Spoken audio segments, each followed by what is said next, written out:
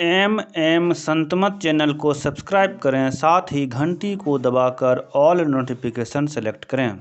आप सभी से आग्रह है कि सत्संग को पूरा अंतिम तक देखें। बोलिए प्रेम से श्री सद्गुरु महाराज की जय। श्री सद्गुरु महाराज की जय। श्री सद्गुरु महाराज की जय। परम आदरणीय सत्संग प्रेमी महानुभावों, पूजनीय माताओं तथा भक्तिमती बहनों, आज हम लोग मास ध्यान साधना स्कीम के 5वें दिन में प्रवेश किया और दूसरी जगह जब हम जाते हैं सत्संग करने के लिए, धीरे धीरे वहाँ श्रोताओं की संख्या, साधकों की संख्या बढ़ती, लेकिन यहाँ धीरे धीरे संख्या घटती है। कोई बात नहीं, घटते घटते अगर एक पर भी आ जाएगा तब तक हम सत्संग सुनाते रहेंगे। आप पढ़ेंगे पुराणों को, धर्म ग्रंथों को पढ़िएगा। गरुड़ जी अकेले सुनते हैं, आकाशवाणी सुनाते हैं, फिर धीरे धीरे वहाँ और भी पक्षी सवा करके सुनते हैं। भगवान शंकर सुनाते हैं और माता पार्वती सुनती। सुखदेव जी सुनाते हैं और परीक्षित जी सुनते हैं। उसको कहते हैं मुख्य यजमान। जो मेन श्रोता होते हैं उसको कहते हैं मुख्य यजमान। तो उस दृष्टिकोण से यहाँ पर काफी लोग हैं, बहुत लोग हैं, और जो हम भीड़ भाड़ में सुनाते वही यहाँ भी सुनेंगे। सुनाने में कमी नहीं होगी। हम लोग कई दिन से सुन रहे हैं वेद मंत्र का। सत्संग योग के प्रथम भाग का जो वेद मंत्र है, 4 वेद मंत्र है। हमारे गुरु महाराज जी ने सत्संग योग में 4 वेद मंत्र दिया है। उसमें जो पहला मंत्र है और दूसरा मंत्र है, हम लोग उसी पर ज्यादा सुन रहे हैं। और हम ये चाहते हैं कि अभी जो ध्यानाभ्यास का समय है, श्रोता कम है, तो जो ही श्रोता है वो खुल करके बात को ठीक से समझ जाए। प्रयास ये है। और सुनाने के बहाने जब मैं आपको सुनाता हूँ तो गुरु महाराज की कृपा से मेरे भीतर भी नई नई स्फुरनाएं आती हैं, उससे हमको भी लाभ हो जाता है। हम लोग सुन रहे थे, देव भगवान कहते हैं जगत प्रसव करता ईश्वर का तत्व ज्ञान प्राप्त करने के लिए सबसे जो पहला काम है, वेद भगवान कहते हुआ है बुद्धि योग। और मैंने कल कहा था बुद्धि योग का क्या अर्थ होता है। कल भी कहा था, परसों भी, और प्रथम दिन भी कहा था। बुद्धि योग मतलब बुद्धि में योग को बैठा लेना है। पहले योग के महात्म को बैठाना है, योग के भेद को बैठाना है। जब बुद्धि में बैठ जाएगी बात तब हम करेंगे भी। ऐसा क्यों होता है? धर्म ग्रंथों में बुद्धि को सारथी कहा गया है और शरीर को रथ कहा गया है। इसके भीतर जो बैठने वाले आप और हम हैं, जीवात्मा, उसको रथी कहा गया है। ये जीवात्मा रथी उधर जाता है जिधर ये शरीर रूपी रथ जाता है, और शरीर रूपी रथ उधर जाता है जिधर इसको बुद्धि रूपी सारथी ले जाता है। तो सबकी जड़ है बुद्धि। कुछ लोग हैं वो कहते करे कितना सत्संग सुनेंगे, सत्संग तो हमने बहुत सुना, अब कितना सुनेंगे। और जो बात बाबा कहते हैं वो बात हम जानते ही हैं। तो हम आपसे कहते हैं, आप तो रोज खाते हैं और रोज आप वही खाते हैं जो रोज खाते हैं। जो आप सब दिन खाते हो या तो रोज खा रहे हैं। तो आप ऐसा क्यों नहीं कहते, दाल भात हम कल भी खाए थे तो आज भी हम क्यों खाएं? रोटी दाल तुम कल भी खाए थे, आज भी हम क्यों खाएं? क्योंकि आप ऐसा इसीलिए नहीं कहते हैं, आप जानते हैं कि भले अन्न वही है कि ऊर्जा हमको नहीं मिलती है, अनाज वही है, खाद्य सामग्री वही है, भोज्य पदार्थ वही है, फिर उसको ग्रहण करने से नई ऊर्जा, नई स्फूर्ति दूसरी मिलती है सब हमको। इसलिए रोज रोज हम उसी को खाते हैं पर प्राप्त अलग होता है। इसी तरह से संत महापुरुष कहते हैं, आप एक ही बात को सुनते हैं लेकिन सुनने का जो फल है, सुनने का जो परिणाम है, रोज अलग अलग होता है। मैं उदाहरण देता हूँ बराबर। अब माचिस देखते हैं ना, माचिस, अगर माचिस भिगा हुआ रहे अब तिल्ली घिसिए कभी जलता है?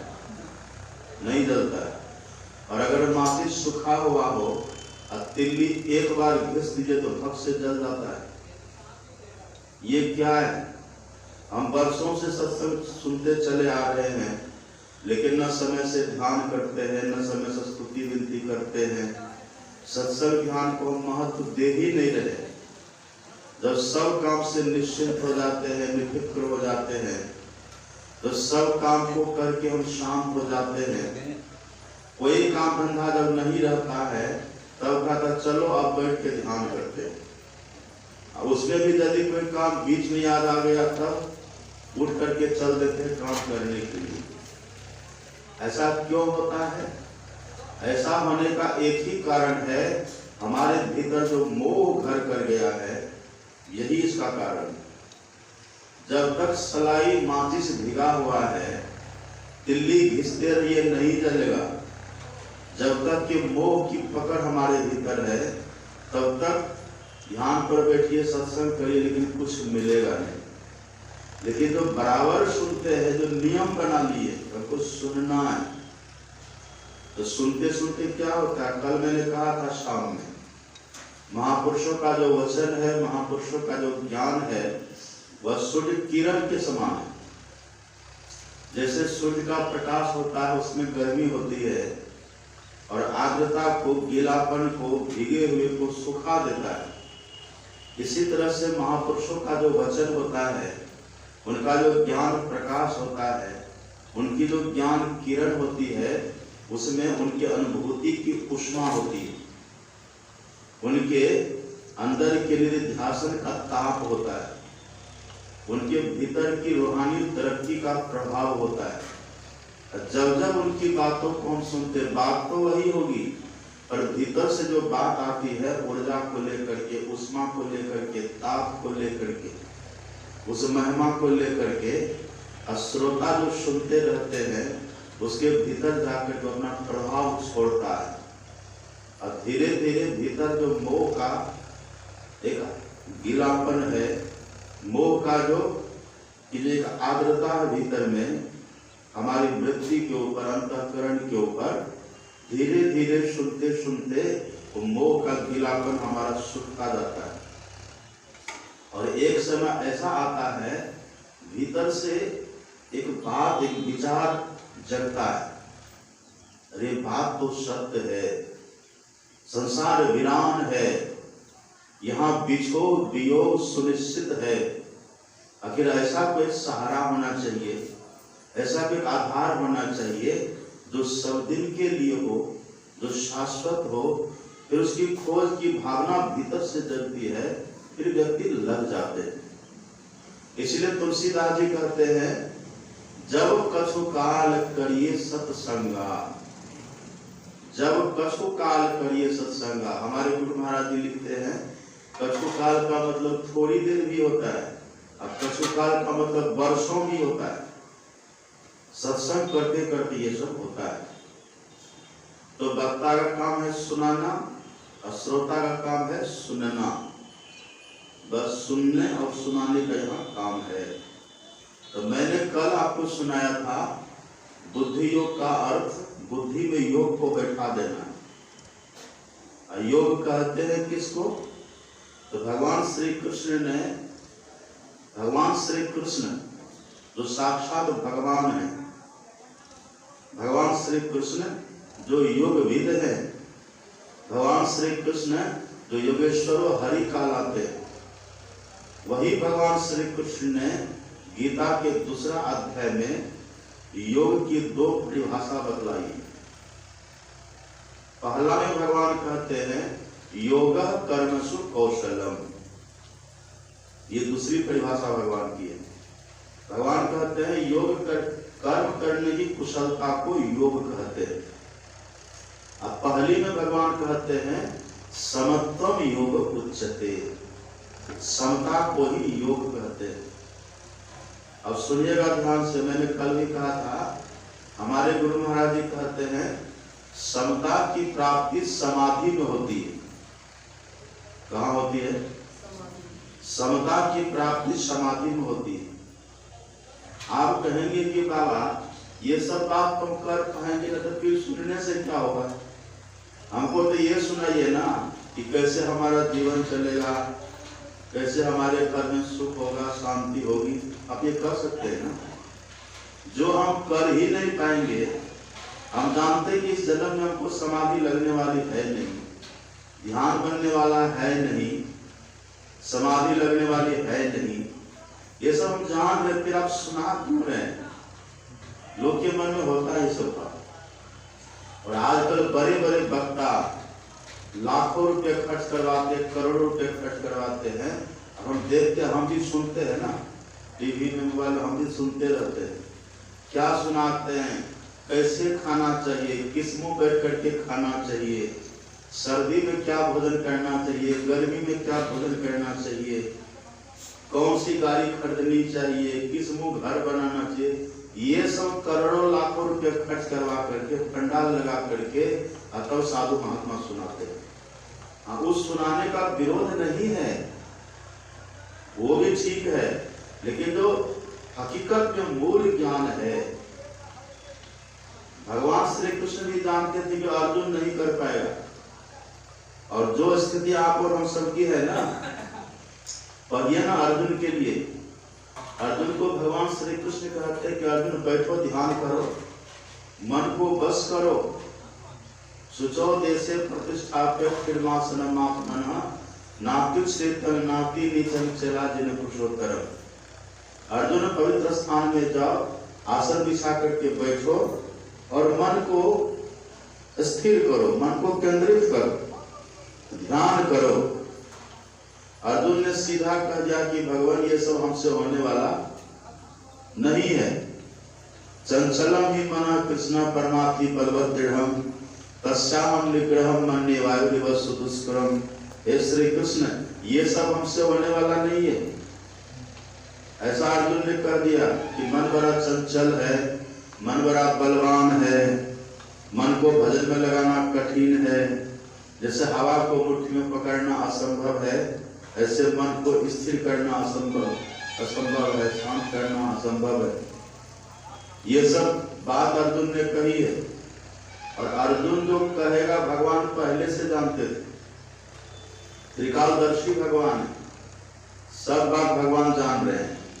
तभी भगवान ने कहा कि देखो मैं उपाय बतला देता हूं, अभ्यास करो और वैराग्य पूर्वक अभ्यास करो तो धीरे धीरे हो जाएगा। सुनने भी सो रहे हैं आप लोग? सोने वाला सोइए मत।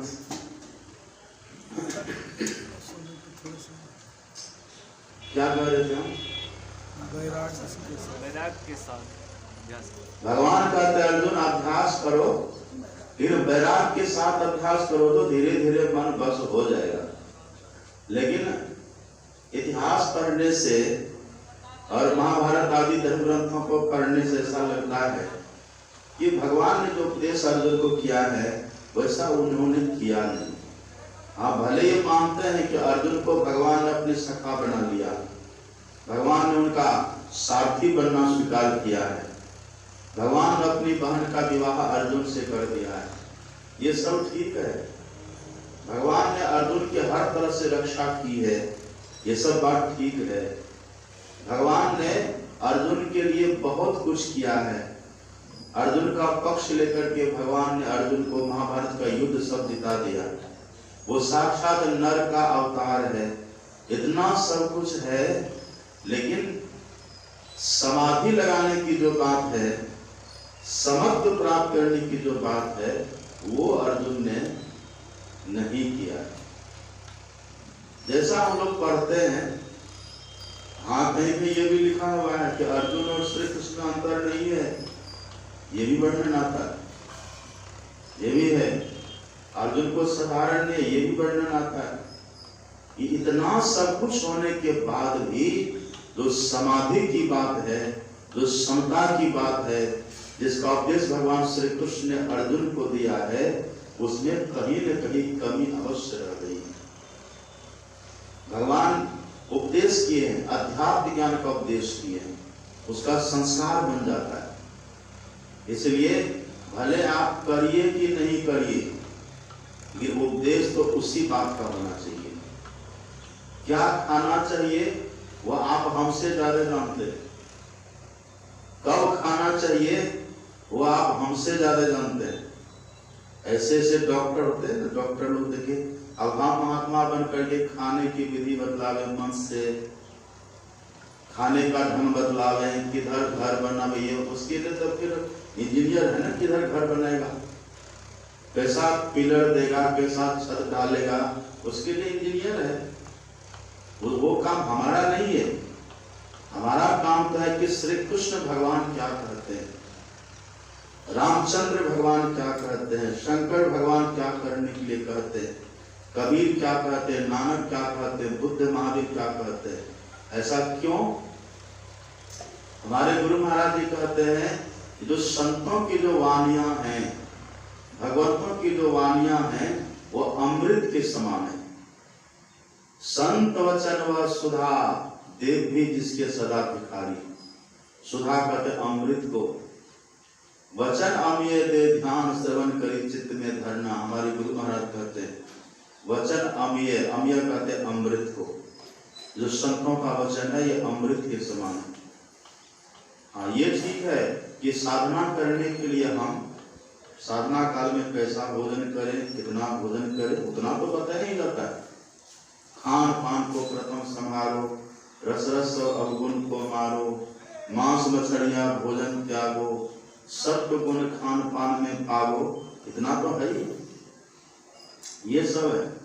ये मूल बात भगवान श्री कृष्ण अर्जुन से जो कहते हैं कि हे अर्जुन, योग कहते हैं समत्व प्राप्ति को। समत्वम योग उच्यते, समत्व ही योग, समत्व प्राप्ति ये योग का परिणाम है। और समता की प्राप्ति कब होती है? हमारे गुरु महाराज जी कहते हैं समाधि में होती है। और समाधि क्या है? महर्षि पतंजलि ने जो अष्टांग योग कहा, उसका अंतिम अंग है। यम नियम से प्रारंभ होता, मैंने कल कहा था ना, यम नियम आसन प्राणायाम प्रत्याहार धारणा ध्यान, तब है समाधि। तो समाधि का फल है समता। तो भगवान अर्जुन से कहते हैं योगस्था कुरु कर्माणि संगं कृत्वा धनंजय सिद्धा सिद्ध्यो समो भूत्वा समत्वम योग उच्यते। हे अर्जुन, जो समत्व की प्राप्ति कर लेते हैं वह सिद्धि और असिद्धि में सम रहते हैं। कुछ मिला तब भी ठीक है और नहीं मिला तब भी ठीक है। स्तुति करे तब भी ठीक है और अपमान करे तब भी ठीक है। फूल चढ़ावे तब भी ठीक है और सूल भोंके तब भी ठीक है। आशिक मस्त फकीर भया जब, क्या दिलगिरी पन मन में, कोई पूजत फूलन मालन से सब अंग सुगंध लगावत है, कोई लोक निरादर कार करे मग धूल उड़ावत है तन पे। चाहे धूल दे दीजिए तब भी ठीक है, अब फूल दे दीजिए तब भी ठीक है। भगवान श्री कृष्ण कहते हैं ये है योग का फल। ये कब होता है? अंतिम में होता है, जब योग करते करते किसी को अंतिम अंग जो समाधि है, समाधि लगे। सुनिएगा ध्यान से, समाधि कहते हैं किसको? समाधि कहते हैं, समाधि का अर्थ होता है जहां समाधान मिल जाए, जहां समाधान हो गया, जहां कोई प्रश्न बचा ही नहीं, जहां कोई जिज्ञासा रही ही नहीं, जितने तरह का सवाल संसार में है उसका समाधान जहां मिल गया, उसी का नाम समाधि। और सबसे बड़ा सवाल क्या है? सबसे बड़ा सवाल ये है कि जीवात्मा और परमात्मा में भेद क्या? ये सबसे बड़ा सवाल है, ये बड़ा सवाल है। चंद्रमा सूर्य में कितनी दूरी, ये बड़ा सवाल नहीं है। सूर्य पृथ्वी में कितनी दूरी, ये बड़ा सवाल नहीं है। ये सब तो, ये तो कोई लोग बतला देते हैं, विज्ञान की बड़ी खोज है। लेकिन जीवात्मा परमात्मा में क्या अंतर है और वो अंतर कैसे खत्म हो, ये सबसे बड़ा सवाल है।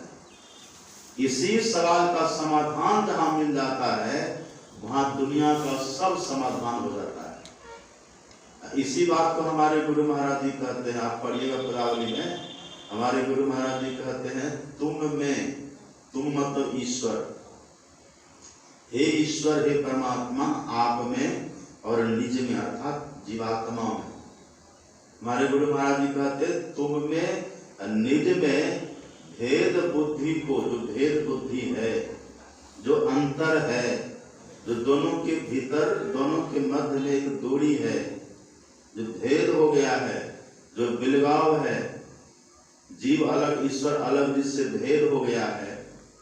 हमारे गुरु महाराज जी कहते हैं भेद बुद्धि को जो सकते हैं मिटा। अब वास्तव में भेद है नहीं, भेद बुद्धि हमारी हो गई है। ईश्वर और परमात्मा में कोई अंतर नहीं है, ईश्वर और जीव में कोई अंतर नहीं है, इन अंतर की हमारी बुद्धि हो गई है। जैसे पानी और तरंग में कोई अंतर है क्या? पानी तरंग में कोई अंतर है? तरंग समझते हैं ना? तरंग समझते हैं ना?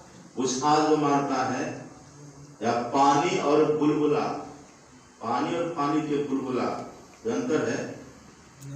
पानी और पानी के बुलबुला में कोई अंतर है? नहीं है। पानी और पानी के तरंग में कोई अंतर है? नहीं है, एक ही है। वही तुलसीदास जी लिखते हैं सो तुम ताहि तो ही नहीं भेदा, सो तुम ताहि तो ही नहीं भेदा। तुलसीदास जी कहते वही तुम हो, कौन? ईश्वर। सो हम वही है, हमें उनमें कोई अंतर नहीं है। कैसे?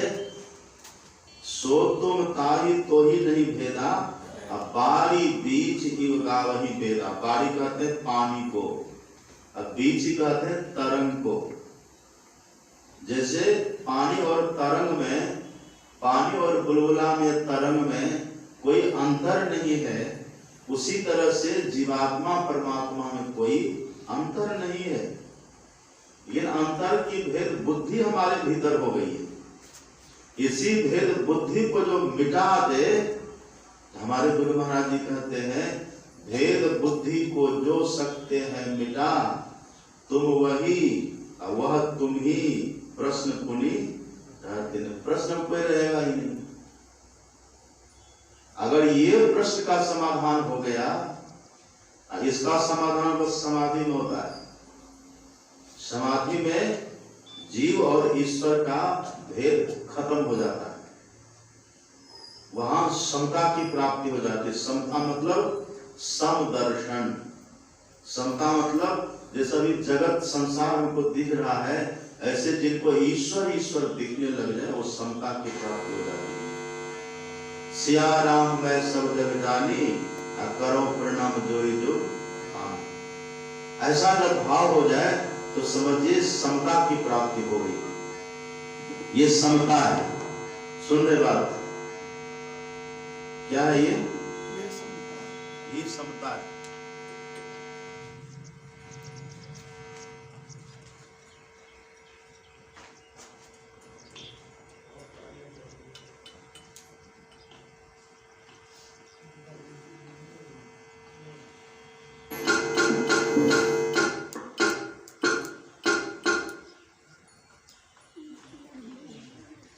ये समाधान जहां हो जाता है, फिर दुनिया में कोई प्रश्न संसार में हमारे लिए शेष नहीं रह जाता। फिर सबका समाधान। अब कैसा समाधान होता है? ऐसे महापुरुष जो अपने भीतर के इस समस्या का, इस सवाल का समाधान ढूंढ लिया, ऐसे महापुरुष कहीं मौन भी बैठे रहे और आप कोई समाधान, कोई समस्या उनके पास लेकर के जाइए, वो बोलेंगे भी नहीं, लेकिन आपका समाधान हो जाएगा। लिखा हुआ है धर्म ग्रंथों में, चित्रम वट करोड़ मूले वृद्धा शिष्या गुरु युवा। आश्चर्य, एक वट वृक्ष के नीचे एक गुरु बैठे हैं, एक शिष्य बैठे हैं। शिष्य कैसा है? शिष्य है वृद्ध, गुरु कैसा है? युवा। वृद्धा शिष्या गुरु युवा। गुरु है युवा, गुरु है जवान, और जो शिष्य है वो बूढ़ा है, बुजुर्ग है, वृद्ध है। और गुरु मौन है। गुरु कैसे है? गुरु रस्तु मौनम छिन्न संशयः। गुरु बस बैठे हैं, युवा गुरु है, मौन बैठे हुए। और शिष्य है वृद्धा, शिष्य वृद्ध है, शिष्य वृद्ध है, गुरु युवा है और गुरु मौन है। लेकिन पास में जो बैठे हुए शिष्य है ना, उनके भीतर का समाधान हो रहा है। ये धर्म ग्रंथ कहता है, ये समाधान हो रहा है। सुन रहे बात? एक महापुरुष हुए विदेश में, उनका नाम था अरस्तु। सुने नाम आप? अरस्तु का शिष्य कौन था? सुकरात। और अरस्तु महापुरुष थे, दार्शनिक के साथ साथ वो महापुरुष थे। और उनके इतिहास से लगता है कि वो समाधिस्थ महापुरुष रहे होंगे। तो उनका जो शिष्य था ना सुकरात, वो कई सवाल लेते हैं और चलते हैं वहां अरस्तु के पास उसका समाधान करवाने के लिए। अरस्तु अपने आश्रम में रहते हैं, आश्रम में ठहरे हुए। ऐसा से सुकरात कई सवाल कॉपी किए हैं, लिखे हैं और उनके पास चले जा रहे हैं। अब होता है क्या, उनके तरफ कदम बढ़ाते हैं। जैसे जैसे कदम बढ़ाते चले जा रहे हैं, वैसे वैसे जो सवाल था ना लिखा हुआ, उसका समाधान इनको मिलता जा रहा है। समाधान मिल रहा है।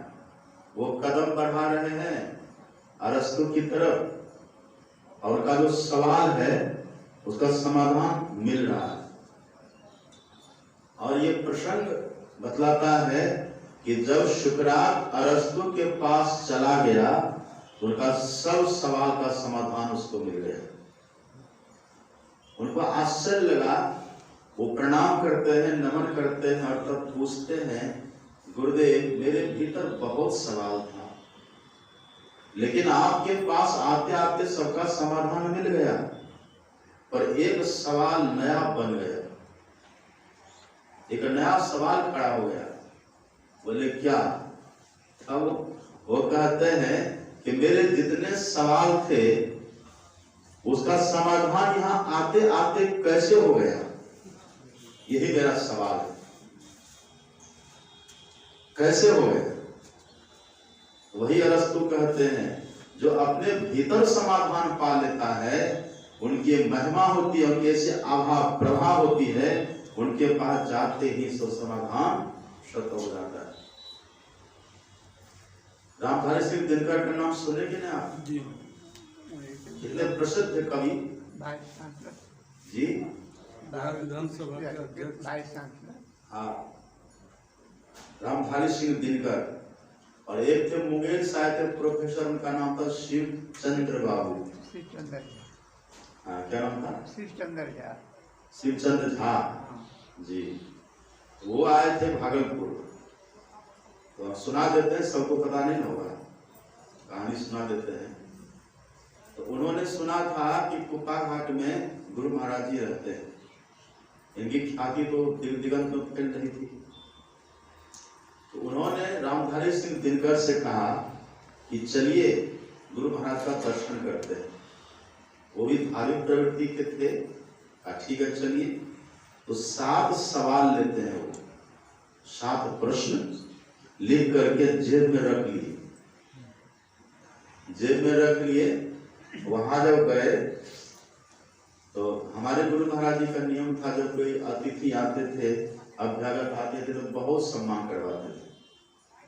कुर्सी देते थे बैठने के लिए, या फिर जितना अच्छा से अच्छा सम्मान हो सके, आदर हो सके, उतना करवाते थे। उन दोनों को बैठाए, दोनों बैठे। गुरु महाराज जी कुशल क्षेम पूछते हैं। कुशल क्षेम पूछे, वो दोनों मौन है। गुरु महाराज जी बोलना शुरू किए। प्रश्न है जेब में, और जो जो प्रश्न लिख करके ले गए थे, क्रम टू क्रम एक एक करके उनका जवाब दे रहे हैं। 1 नंबर जो प्रश्न लिखा था उसका जवाब पहले देते हैं। उसके बाद जो दूसरा नंबर प्रश्न था उसका जवाब उसके बाद देते हैं। तीसरा नंबर का उसके बाद देते हैं। क्रम से जवाब दे रहे हैं। अब प्रश्न कहाँ है? प्रश्न है जेब में, जवाब दे रहे हैं। अभी तक कोई प्रश्न का वहां प्रश्न की चर्चा हुई भी नहीं। प्रश्न की कोई चर्चा है ही नहीं, बस जेब में सबका जवाब दे दिए। और वो जो थे शिवचंद्र बाबू, शिवचंद्र झा, वो रामधारी सिंह दिनकर के जाम को थपथपाते हैं कि ये क्या हो रहा है। प्रश्न तो मेरी जेब में, जवाब मिल रहा है। उन लोगों को बड़ी श्रद्धा हुई गुरु महाराज जी। यही है, तुम में निज में भेद बुद्धि को जो सकते हैं मिटा, वह तुम वही में ही प्रश्न पुनि रहते नहीं। प्रश्न पुनि मतलब कि फिर दोबारा नहीं।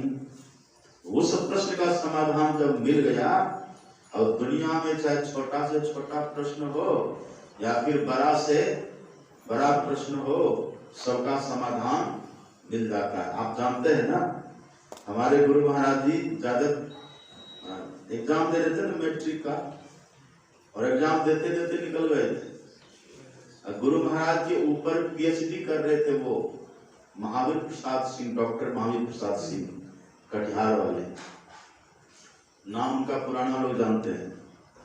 पीएचडी कर रहे थे, तो बहुत से संतवाणियों का संग्रह कर रहे थे।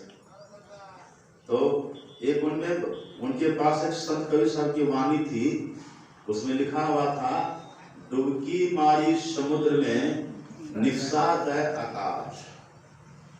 अब ये उसके समझ में बात आ ही नहीं रही थी।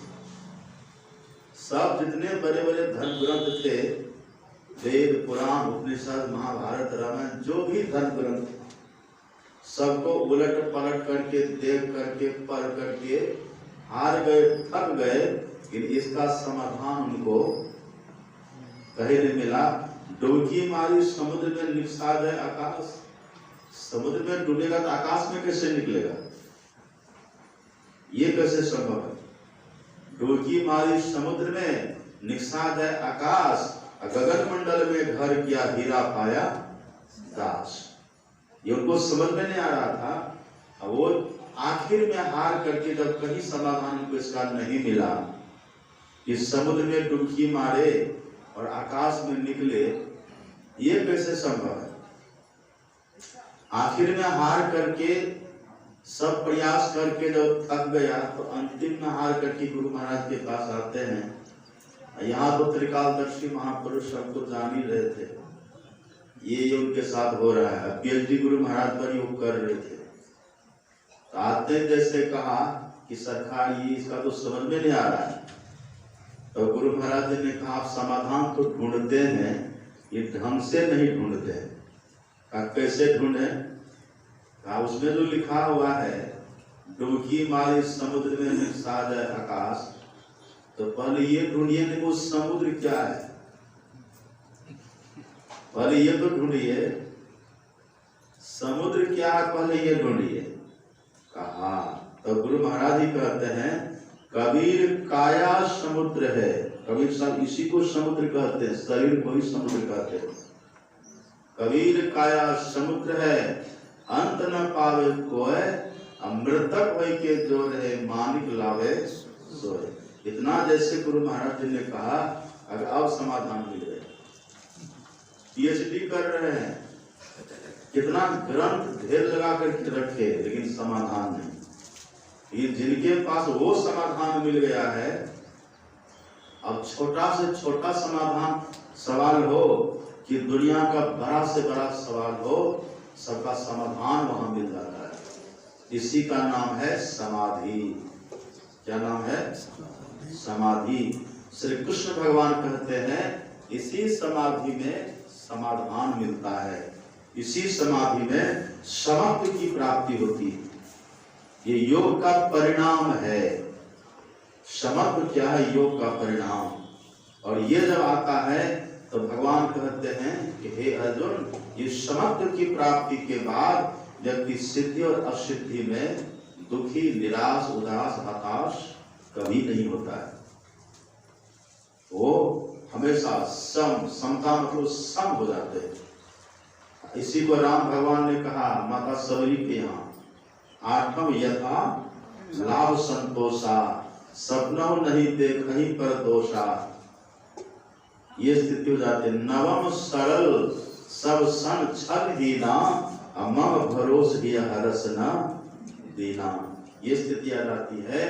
लेकिन इसके लिए भगवान कहते हैं, इसकी प्राप्ति के लिए भगवान कहते हैं, अब जो दूसरी परिभाषा भगवान देते हैं, योगा कर्मसु कौशलम। कर्म करने की कुशलता को भी योग कहते हैं। समाधि भी जब भी मिलेगी तो कर्म करने से समाधि मिलेगी। कोई व्यक्ति सोचे कि हम कुछ ना करें, अपना खाए पिए, घर में रहें, काम धंधा रोजगार व्यापार करें, मानव का तन मिला है और समाधि लग जाएगी, ऐसा नहीं होगा। समाधि लगाने के लिए भी कर्म करना पड़ेगा। जो अपेक्षित कर्म है, जो इसके लिए आवश्यक है, महापुरुषों ने करके, प्रैक्टिकल करके, अभ्यास करके जिस कर्म को सुनिश्चित किया है, उस कर्म को करना ही पड़ेगा। और जिस कर्म को महापुरुषों ने इस स्थिति की प्राप्ति करने के लिए सुनिश्चित किया है, उस कर्म को ठीक ठीक करना, यह भी एक योग है। भाव देखिए, एक ही श्लोक का बहुत भाव है। अब हम जो करें वही ठीक नहीं है, लेकिन यह भी ठीक है। गीता पर लाखों टिप्पणी हुई है, लाखों, देश विदेश में गीता पर लाखों टिप्पणियां हो चुकी हैं और आए दिन होती ही रहती है। तो जो समत्वम योग उच्चते है, वहां तक पहुंचने के लिए योगा कर्मसु कौशलम जरूरी। ठीक है? सुन रहे कि सो रहे हैं?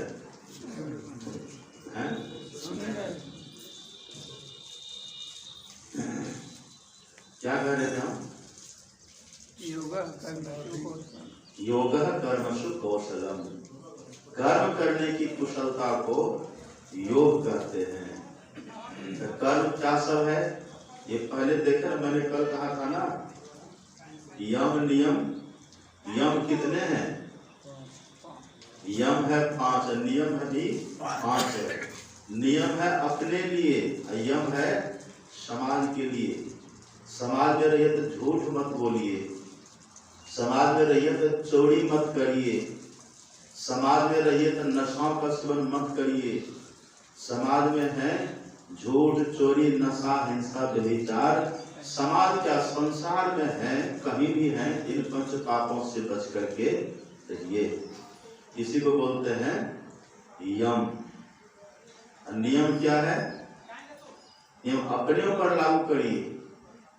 अपने ऊपर लागू करिए। क्या? शौच। देखिए हम पवित्रता हमारे भीतर है कि नहीं। पवित्र होकर के रहिए, तन से भी शुद्ध रहिए और मन से भी शुद्ध रहिए, दोनों से शुद्ध रहना होगा।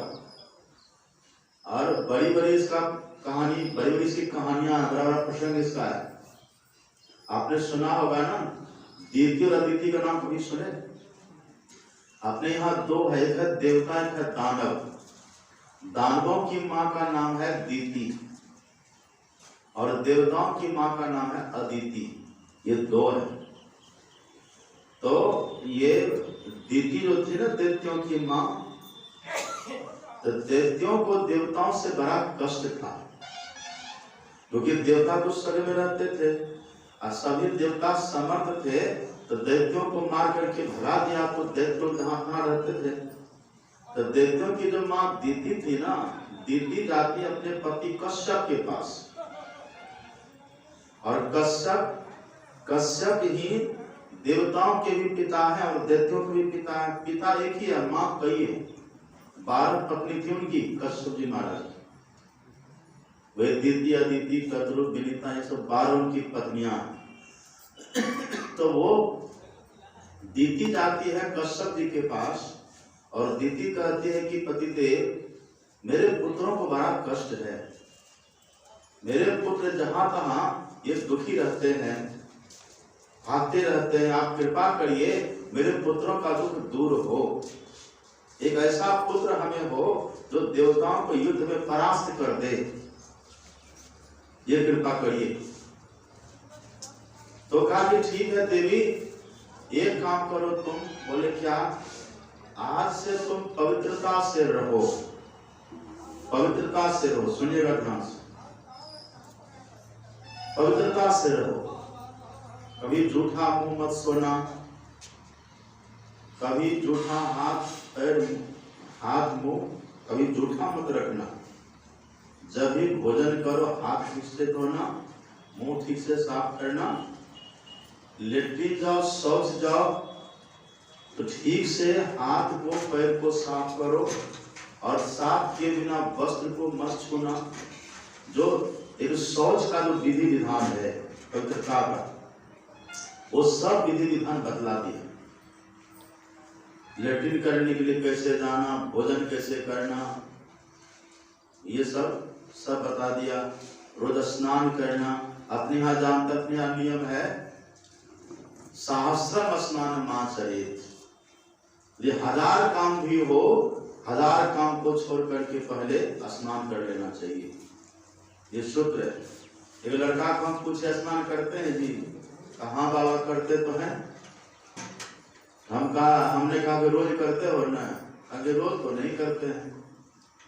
तो तब साप्ताहिक स्नान करते हैं, न 7 दिन में एक बार नहाते। एक व्यक्ति हमको अभी मिला हरिद्वार में, ये 19 में थे ना, हरिद्वार में 2019 में। एक व्यक्ति मेरे पास, एक साधु आए और आकर ये कहा कि बाबा हम आपके आश्रम में रहेंगे, हमारे यहाँ। बोले ठीक है रहिए। कहा लेकिन फ्री नहीं रहेंगे। बोले तब? कहा कुछ आपको मंथली देंगे। तो हम बोले तो होटल है जी, धर्मशाला है ये, आश्रम में तो फ्री सब रहते हैं, आप रहिए यहाँ, तो मना ही नहीं है। वो कहता नहीं कुछ हम दे देंगे, ऐसे सहयोग करेंगे। हम लोग तो बात की बात है, पहले रहिए। तो फिर बातचीत चलने लगी और देखने में बराबर साफ सुथरा लगता था। वो बातचीत करते करते वो कहता है कि जानते महाराज जी? हम बोले क्या? काम 36 साल से नहीं नहाए। 36 साल हमको हो गया पर आज तक एक दिन भी नहीं नहाए। अब जैसे हम सुने तो हम चौंके। अरे कहा कि 80 साल से न तो हम नहाए हैं न तो नाई के यहाँ गए। तो बोला आपका तो बाल भी ठीक है, नाखून भी आपको नहीं है, तो आप ठीक कहते हैं, आप देखने में तो अच्छे लग रहे हैं।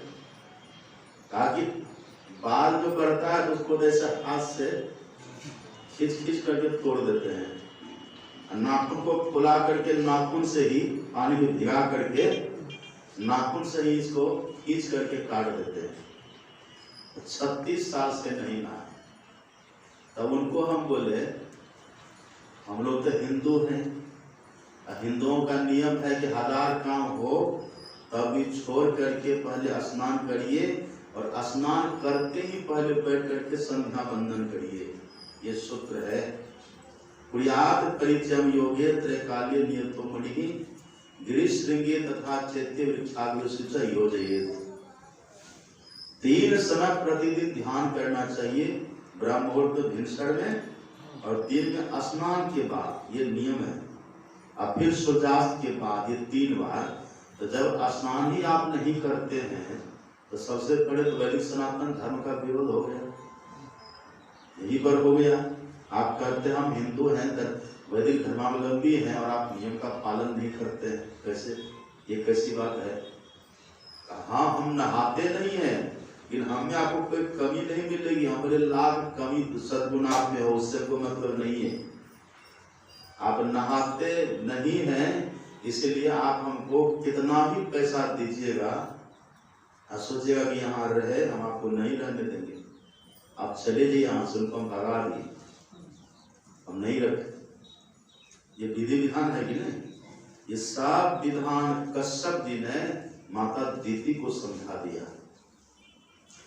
आप देखिए उधर देवताओं को पता चलता है, देवताओं को मालूम हुआ ये जो दीति है ना, दैत्यों की माँ, सौतेली माँ है, देवताओं की सौतेली माँ दीति है ना, सौतेला भाई है ना देवता और दैत्य।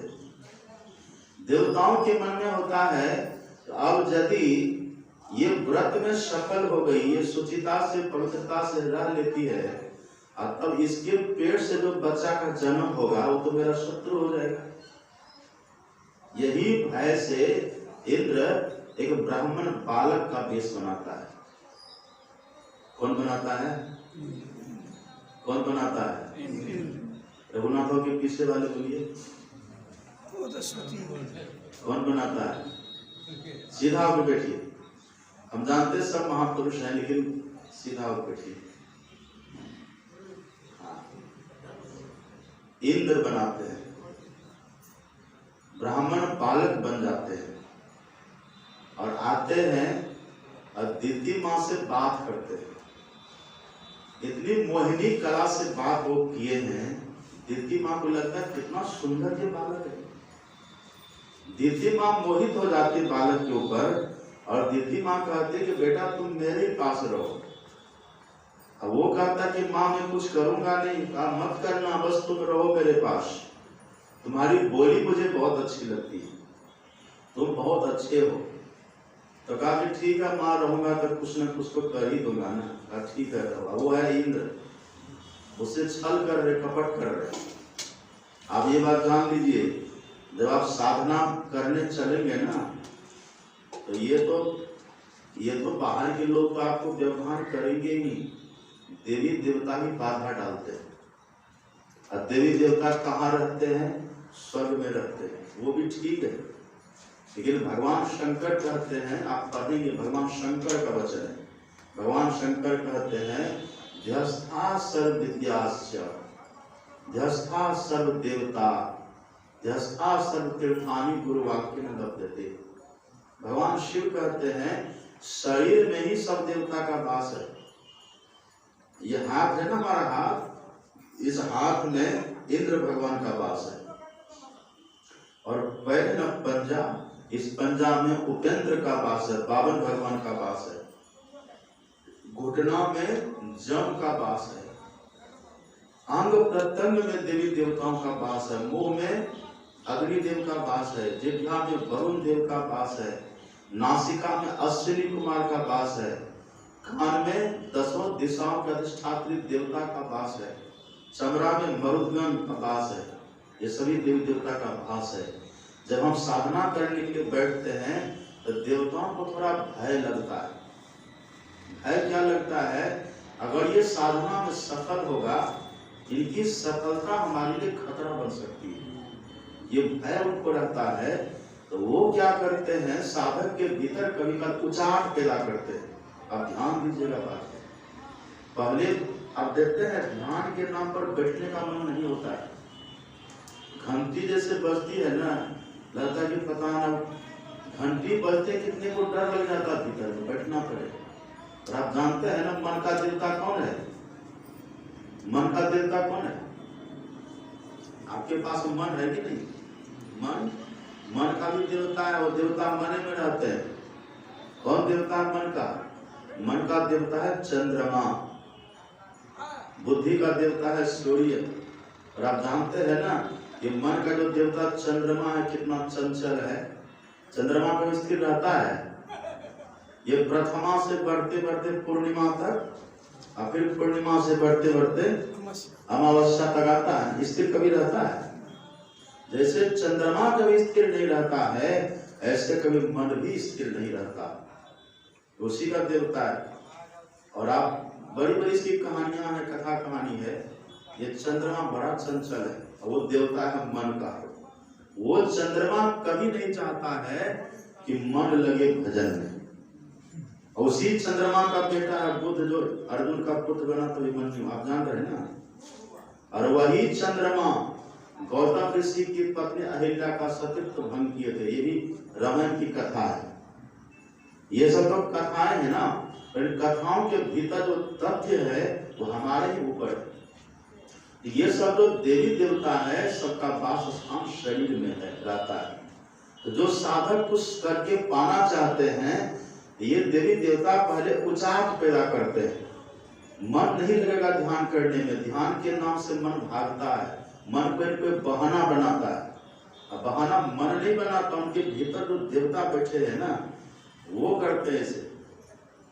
लिखा रामायण आप पढ़िएगा, तुलसीदास जी लिखते हैं इंद्रिय द्वार झरोखा नाना तह सुर बैठे करी थाना। सुर मतलब देवता। इंद्रिय द्वार झरोखा नाना तह सुर बैठे करी थाना।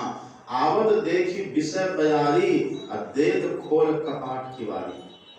जब विषयों का बयान चलता है तो देवता कपाट को खोलता है, मतलब सीधे विषय को प्रवेश करा लेता है। जो संत महापुरुषों का ज्ञान जो तूफान चलता है वो कपाट को बंद कर देता है। उसको सुनने के लिए उसको देने की इच्छा नहीं रहती है। अगर ये सुनेगा, ये कुछ करेगा और इसकी सफलता हमारे लिए खतरे की निशानी हो सकती है। सुन रहे बात? अब घुटना में कौन रहता है? यदि ध्यान पर बैठने में घुटना दर्द करे, ये मत समझे घुटना दर्द कर रहा है। ठीक है, कुछ बीमारी भी होती है, हम मानते हैं, उसको ठीक करिए। ये घुटना में जम का बासा है। अगर घुटना में दर्द करे तो आप तुरंत उठ मत जाइए, बैठे रहिए। आप देखिएगा धीरे धीरे बैठे बैठे वो दर्द भी आपका ठीक हो जाएगा, सब ठीक हो जाएगा। ये सब बाधा करते हैं। इंद्र वहां वेश बदल करके दीदी माँ की साधना में विघ्न डालने के लिए आ गया।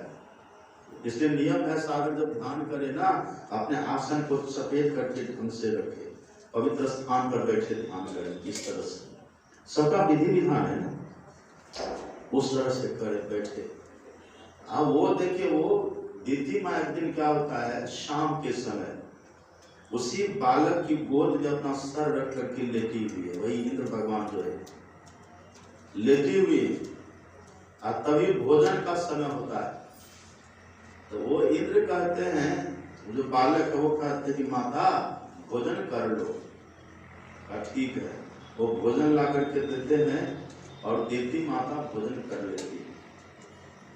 और दीदी भोजन को कर लिया, इतना सुंदर भोजन इंद्र ने कराया है, इतना खाया। अब खा करके दीदी माँ को आलस आया। अब जैसे आलस आने लगा तो फिर इंद्र जो है वहीं पर बैठ गए। अब फिर से इंद्र की ही गोद में सर रख करके मस्तक रख करके दीदी सो जाती है।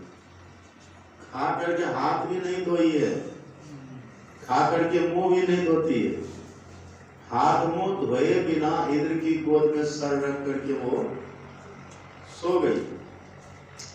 अब जैसे सोई है, अब इंद्र को वही अवसर मिला है। सुनिएगा ध्यान से, वो तो देवता है ना, अवसर मिला। अब इंद्र तुरंत सूक्ष्म रूप बनाता है और दीदी के मुंह में घुस जाता है। सूक्ष्म रूप, देवताओं के पास रिद्धि सिद्धि होती है, अनिमा गरिमा महिमा प्राप्ति प्राकाम सिद्ध वसिद्ध, ये सिद्धियां होती है देवताओं के पास। तो वो इंद्र अनिमा का प्रयोग करके, लघिमा का प्रयोग करके उनके मुंह के रास्ते पेट में जाता है। अब पेट में जो बालक पल रहा था ना, वो दिति माँ की साधना है। दिति माँ की साधना, उनका बालक जो पल रहा था, इंद्र जाकर के वहां से बालक का 7 टुकड़ा कर दिया। पेट में 7 टुकड़ा कर देता है, फिर तब भी वो बालक मरा नहीं। फिर 7 के और 7 टुकड़े किए। अब कितना हो गया? 49। तब भी नहीं मरा। तब वो 49 कहता है, हे इंद्र देवता, आप मुझे क्यों मार रहे हैं? तो इंद्र कहता है कि तुम्हारी माँ हमसे शत्रुता का बदला लेने के लिए, शत्रुता करने के लिए तुमको जन्म दे रही है, ताकि तुम हमसे युद्ध कर सको। तो वो 49 कहता है कि आप हमें माफ कर दीजिए, हम आपके शत्रु नहीं, हम आपके मित्र बन जाएंगे। इसी शर्त पर इंद्र ने उनको छोड़ा है। 49 हो गया मरुदगण, जो चमड़ा के देवता है। 49 तो भूल कहाँ हो गई? झूठा मुंह हो गया था तब ना। इसीलिए कहते साधक को कभी भी झूठा हाथ और झूठा मुंह नहीं रहना चाहिए। शौच ये नियम है, अपने ऊपर पूरा नियम को लागू करिए। पवित्रता से रहिए, खान पान ढंग से करिए, पवित्र स्थान पर रहिए, पवित्रता से रहिए, ये शौच। और दूसरा क्या है? संतोष। संतोष मतलब क्या होता है? भगवान श्री कृष्ण कहते हैं, संतुष्ट सततम योगी। अगर आप योग करना चाहते हैं, योगी बनना चाहते हैं, तो संतुष्ट होकर के रहिए। क्या होकर के रहिए? संतुष्ट होकर के रहिए। असंतुष्ट किससे होकर के रहिएगा? संतुष्ट होकर के रहिए कहने का भाव यह है कि दुनिया के भोगों से, दुनिया के पदार्थों से, दुनिया के अपनों से संतुष्ट होकर के हम रहें। अगर हमको ध्यान करने का समय है, तो उस समय हम दुनिया की तरफ न दौड़ें। उस समय संतुष्ट हो जाए कि चलो ये तो दुनिया है, ये ऐसे होते ही रहता है। उस समय खींचा होता है। अगर हम इस समय ध्यान पर बैठ गए, इस समय अगर हम सत्संग कर लिए, हमारा फलाना काम कैसे होगा? उस समय भगवान कहते हैं योगी, वो जो योगी जो ध्यानी है ना, संतुष्ट, उनको संतुष्ट रहना चाहिए। ये दुनिया चलती रहेगी। जब हम नहीं थे तब भी संसार चल रहा था कि नहीं? हम नहीं रहेंगे तो संसार नहीं चलेगा। सुन रहे बात? चलेगा कि नहीं? चलता रहेगा। एक बार एक हाथी उधर से चला रहा था। हाथी, अब हाथी तो विशाल जंगली जानवर है। जितने जानवर दुनिया में होते सबसे बड़ा हाथी है। उधर से हाथी चला रहा है, उसी रास्ते पर खरगोश बैठा हुआ है। अब खरगोश कहता है हम हाथी को आगे जाने नहीं देंगे। खरगोश कौन कह रहा है? खरगोश कह रहा है हम हाथी को आगे जाने नहीं देंगे। तो खरगोश क्या करता है, 2 पेड़ था ना सड़क के दोनों तरफ, पेड़ में रस्सी बांध दिया, एक इधर एक इधर, दोनों पेड़ में रस्सी बांध करके सड़क को मानो जाम कर दिया। हम हाथी को जाने नहीं देंगे। उधर से हाथी चला रहा है, हाथी तो हाथी है, विशाल भूधरा का। अब खरगोश के मन में होता है कि अरे दोनों पेड़ में तो हम बांध दिए हैं, क्या पता हाथी तोड़ के चला जाए। तो ये काम करते हैं, एक तरफ तो पेड़ में बांध देते हैं और एक तरफ हम अपने पैर में बांध लेते हैं, ताकि हम खुद जब रहेंगे ना तो थाम लेंगे। कैसा दुस्साहस है देखिए। हमारे हाथी है, वो हाथी को रोक कहिएगा, लेकिन उसको कौन समझावे खरगोश को? खरगोश एक तरफ तो पैर में बांधा, दूसरे तरफ अपने पैर में बांध लेता है और संकल्प करके बैठा कि हाथी को हम रोक लेंगे, हाथी को रोक करके रहेंगे। होता है क्या, उधर से हाथी आता है, बस उसको क्या है, जैसे बढ़ा तो उसके पैर में लगा रस्सी और खरगोश जो बंधा था पैर में, बस खरगोश की धज्जी धज्जी उड़ गई। खरगोश के पैर इधर सर उधर, सब उसका चापते हुए एकदम पीसते हुए वो निकल गए। तो खरगोश को करना क्या चाहिए था वहां? अरे हाथी है, जा लेने दो इसको, अपना हमारा अपनी सुरक्षा हम करें। ऐसे संसार है, यहाँ पुत्र अपना धर्म निभा रहा है, पत्नी अपना धर्म निभा रही है, सब अपना अपना धर्म निभा रहा है, अपना अपना सब कर्म कर रहा है, अपनी अपनी करनी अपने अपने साथ करे सो आगे आवे। बाप के करनी बाप पूत के पूते पावे, जोरू के जोरू को फले खसम के खसम को फलता, अपनी करनी से दिल सब पार उतरता। ये मत समझे कि पुत्र को हम सुखी कर देंगे, पत्नी को हम सुखी कर देंगे। हाँ ठीक है, आप हैं संसार में प्रयास करिए, इसका मतलब ये है कि सत्संग ध्यान छोड़ करके उधर करिए। उसी स्थिति में भगवान श्री कृष्ण कहते हैं योगी संतुष्ट सततम, हमेशा संतुष्ट रहिए। अगर ये हो तो चलेगा, संसार अगर ध्यान करे तो चलेगा। अगर ध्यान करना छोड़ करके, सत्संग करना छोड़ करके उधर हम चले जा रहे हैं तो भगवान कहते ये नहीं चलेगा। ये यही है संतोष, इसको कहते नियम अपने ऊपर लागू करिए। और एक बात और सुना दें, सुन रहे ना आप लोग? जी जी सुनाइए। ये कभी मत समझिए कि हम सत्संग ध्यान करेंगे तो हमारा परिवार प्रतिकूल हो जाएगा, ऐसा कभी नहीं होगा। सत्संग ध्यान छोड़ देंगे तो आपका परिवार प्रतिकूल हो जाएगा, ये संभव है। लेकिन सत्संग ध्यान करते करते आप सोचे कि परिवार प्रतिकूल हो जाएगा, ये असंभव है, ये कभी नहीं हो सकता है। हाँ, लेकिन शर्त है, आप नियम से करिए। नियम क्या है? हमारे गुरु महाराज जी कहते हैं सत्संग नित और ध्यान नित रहिए, कर संलग्न हो व्यभिचार, चोरी, नशा, हिंसा, झूठ तजना चाहिए। पंच पापों को छोड़ करके सत्संग ध्यान करिए। आपको देवता की तरह का पुत्र नहीं माना तो कहिएगा। सेवा के लोग मानता है कि पुत्र नहीं करेगा, अरे नहीं, अगर पुत्र नहीं करेगा तो देवी देवता आपकी सेवा करेगा। अब पुत्र तो पीछे पीछे घूमेगा।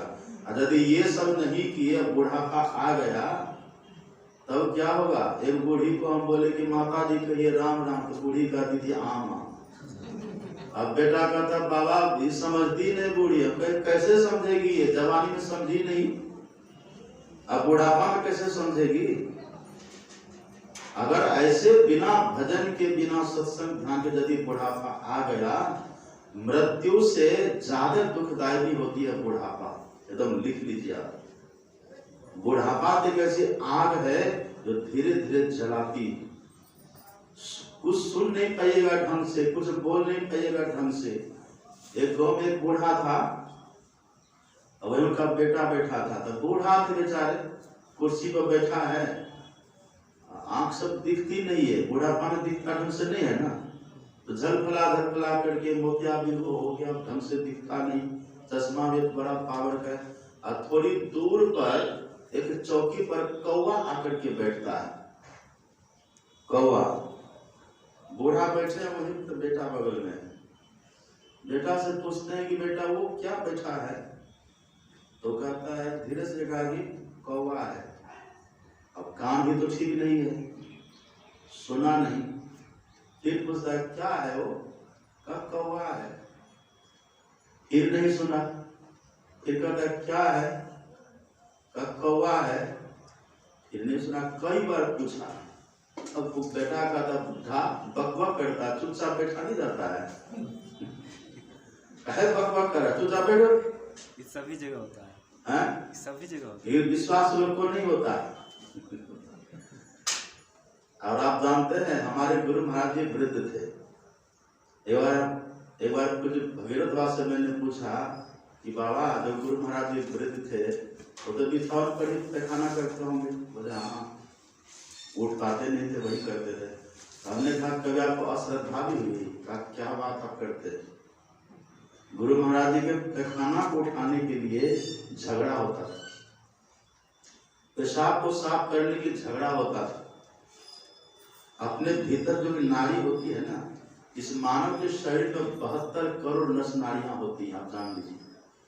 उन 72 करोड़ नस नाड़ियों में 10 नाड़ी प्रधान है, उसी में गांधारी, अलम्बुसा कई नाड़ियां हैं, और उसी में और 3 प्रधान है, ईरा, पिंगला, सुषुम्ना। ये जब सुषुम्ना नाड़ी किसी की जग जाती है, उनका पूरा शरीर का शोधन हो जाता है, उनके विष्ठा से तब फिर दुर्गंधी नहीं, खुशबू आती है। आप पढ़िए ना, भागवत में लिखा हुआ है ऋषभदेव जी महाराज का प्रसंग। ऋषभदेव जी महाराज राजा थे और 100 पुत्र थे उनके। कितने थे? 100 पुत्र थे उनके। सबसे बड़े का नाम था भरत, जिसके नाम पर अपने देश का नाम है भारतवर्ष। भरत नाम थे, सबसे बड़ा पुत्र वही था। तो जब देखा कि मेरा पुत्र अब योग्य हो गया है, राजपाट चलाने के लायक हो गया, तो भरत जी को राजा बना देते। और भी उनके जो 9 पुत्र थे, सबके सब जोगी थे। 9 पुत्र, वो 9 सिद्ध कहला गए, बाकी 81 कर्मकांडी हो गए। तो ये सब थे उनके घर में। तो सबको राज सौंप करके जो जिस योग थे वो करके ऋषभदेव जी महाराज फिर अपने राजमहल से निकल जाते हैं, चले गए बाहर जंगल में चले गए और सबका मोह छोड़ दिए, जंगल में जाकर के रहते थे। अब उनका आकर्षण इतना था, जंगली लोग उनके पास आता था, भीड़ लगा देता था, महाराज कुछ सुनाइए, कुछ कहिए। वो कहते थे नहीं नहीं जाओ, हमको भजन करना है, हमको बस कुछ मत करो, डिस्टर्ब मत करो। नहीं मानता था तो अंतिम में क्या करते थे, वो जान करके पैखाना कर देते थे। पैखाना, अब पैखाना करके उसको लेके यहाँ से लेके पूरा यहाँ तक लेप लेते थे।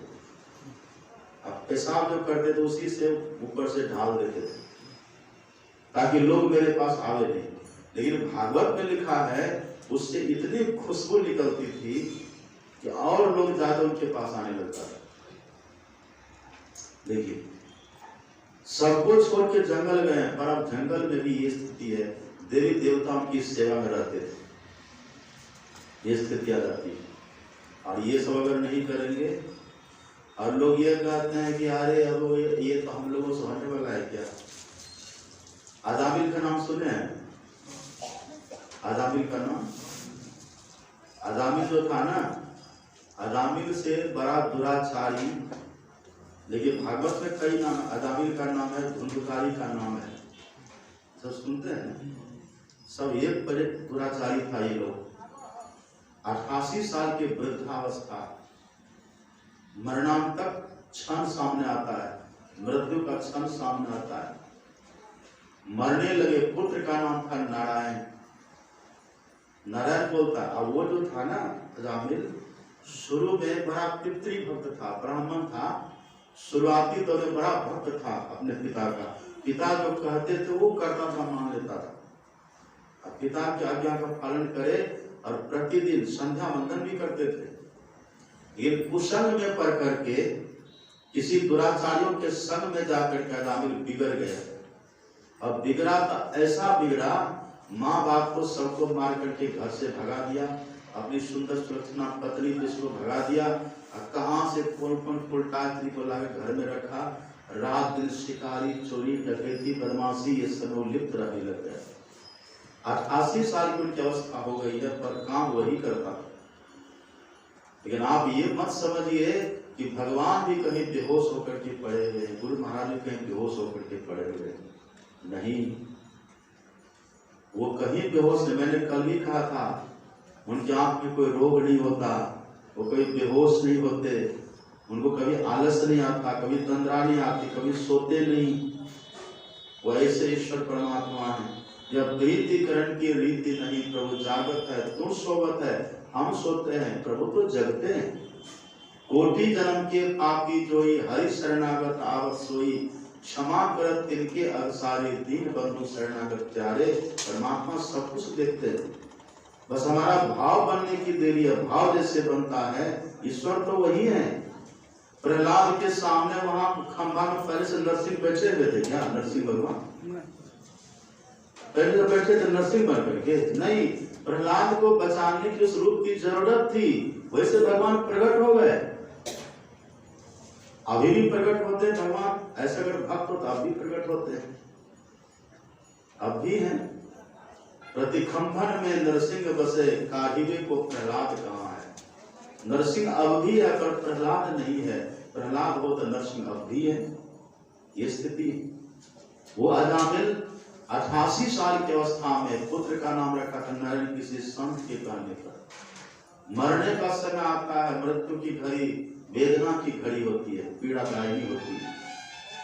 उसी समय नारायण कहता है और भीतर का जो एक पुकार की जो एक तो आर्थ पुकार का जो तारतम्य था वो पहले के संस्कार से जुट जाता है और पुत्र के बहाने नारायण को बोला और स्मृति चली गई, भगवान से जुट गया और उसका फल ये होता है कि वहां पर देवदूत आकर के जमदूत को मार करके भगा देता है।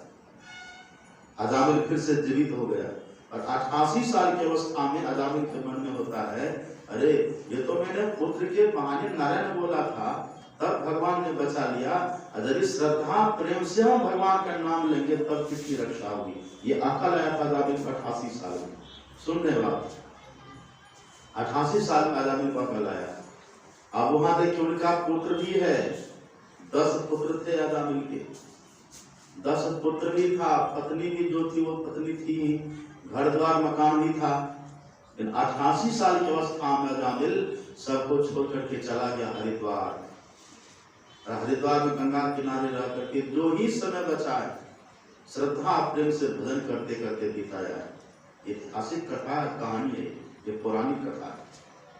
ये सब बतलाता है कि हमको दुनिया से संतुष्ट होकर के रहना है और मानव का जो कर्म है, तन का कर्म है, वो हमें करना चाहिए। ये नियम अपने ऊपर लागू करना चाहिए इसको। सौ संतोष, तप। तप का मतलब क्या होता है? देखिए, एक होता है परिश्रम और एक होता है तप। दोनों में फर्क क्या है? जो श्रम हम शरीर और परिवार के लिए करते हैं, अपने शरीर और परिवार के लिए करते हैं, जो श्रम, उसको बोलते हैं परिश्रम। क्या बोलते हैं? वो परिश्रम है। अपने शरीर के भरण पोषण के लिए, परिवार के भरण पोषण के जो श्रम करते हैं वो परिश्रम है। और आत्म कल्याण करने के लिए जो श्रम करते हैं उसी का नाम है तप। उसी को तप कहा गया। सत्संग में 3 घंटा बैठ गए, ध्यान पर 1 घंटा बैठ गए, इसका नाम है तप। ये अपने ऊपर लागू करना चाहिए। ये योग का अंग है, इसको बुद्धि में बैठा लेना है। फिर स्वाध्याय करिए। रात में नियम है कि सब एक एक भजन गाया करिए, संतवाणी। हम कहते गाइए भजन तो यादें नहीं है। झगड़ा करने वाला झगड़ा करने की बहुत बात को याद रखते हैं, झगड़ा करने में कितना फुर्ता है बात। अब भजन गाने के लिए कहते थे यादें नहीं है। संतवाणी याद करना चाहिए सबको। स्वाध्याय मतलब संतवाणी याद करिए, गीता पढ़िए, रामायण पढ़िए, पदावली पढ़िए, गुरु महाराज के प्रवचन को पढ़िए, इसको स्वाध्याय कहते हैं। हमारे गुरु महाराज भी कहते हैं, मैं समझते समझते समझ गया, संत मत से उत्तम और कुछ नहीं है। और मैं इस विचार में इतना दृढ़ हूं कि मुझे कोई टुला नहीं सकता है। जो मेरी रचित पुस्तक को पढ़ेंगे वे भी दृढ़ होंगे, ऐसा मेरा विचार है। इसलिए पढ़िए, स्वाध्याय करिए, रोज प्रवचन पढ़िए गुरु महाराज का, पदावली का भजन याद करिए। वरुण बाबू कितना भजन आपको याद है? वरुण बाबू पदावली से कितना भजन याद है? विचार को कौन सा नाम कहिए, नाम बोलिए।